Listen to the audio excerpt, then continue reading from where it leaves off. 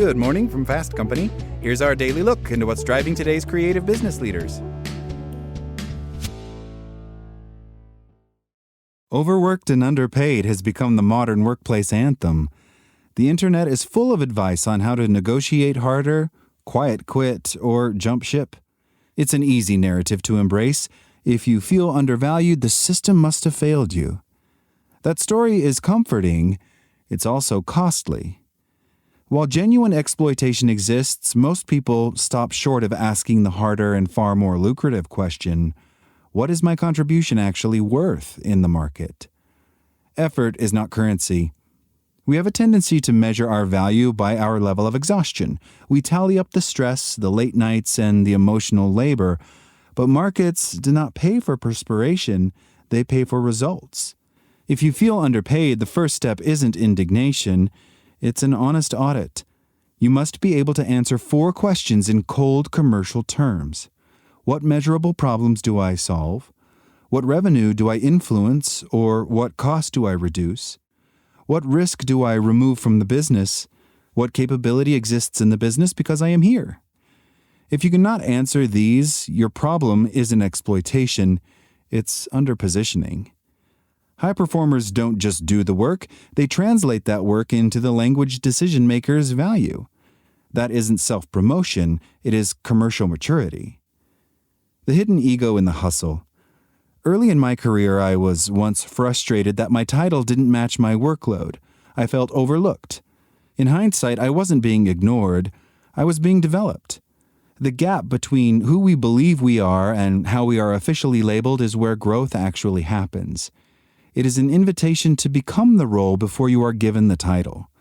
Sometimes the discomfort isn't about the workload, it is about the delay in validation. When we fixate on status over trajectory, we risk stalling the very progress we claim to want. There is also a seductive benefit to the overworked and underpaid story.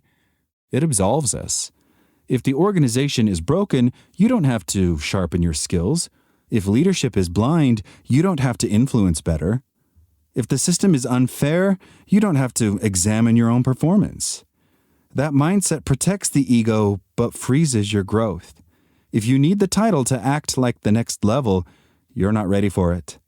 A more empowering stance assumes agency first. Ask, if I am underpaid, what capability gap must I close? If I am overlooked, how do I become unignorable? If I am overwhelmed, what low-value work am I tolerating or enabling? Agency isn't the denial of injustice. It is a refusal to surrender control. Your 3-point audit.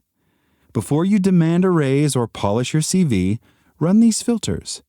Number 1, the value audit. List your core responsibilities. Next to each, write the tangible impact, the metric, the dollar value, or the efficiency gained. If you can't quantify it, estimate it. If it adds little value, question why it's on your plate at all. Many professionals exhaust themselves on low-impact work that makes them feel busy but not valuable. Ruthless prioritization is a career accelerant. Number 2, the skill audit. Identify the capabilities demonstrated by those above you. It's rarely about technical skill. It's more often about things like strategic thinking, commercial judgment, stakeholder influence, and composure under pressure. Promotions follow trust as much as competence. Trust is built through visible ownership and sound judgment exercised consistently over time. Number 3, the leverage audit. When you negotiate from financial pressure, you negotiate from fear.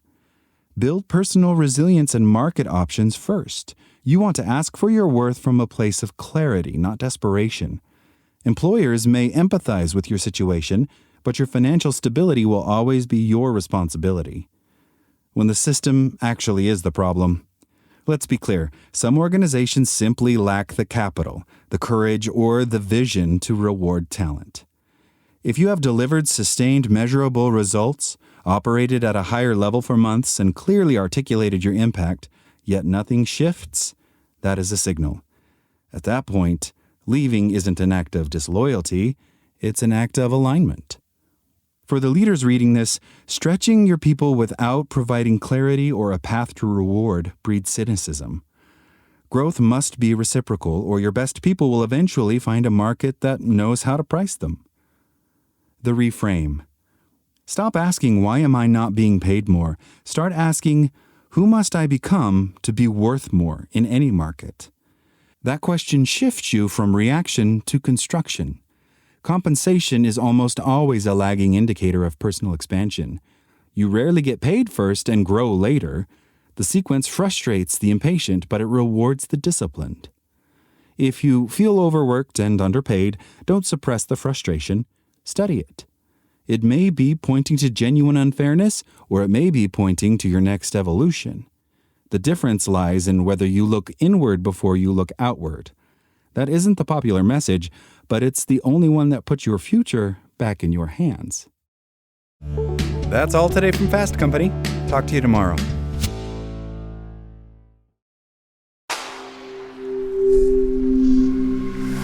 Spoken Layer.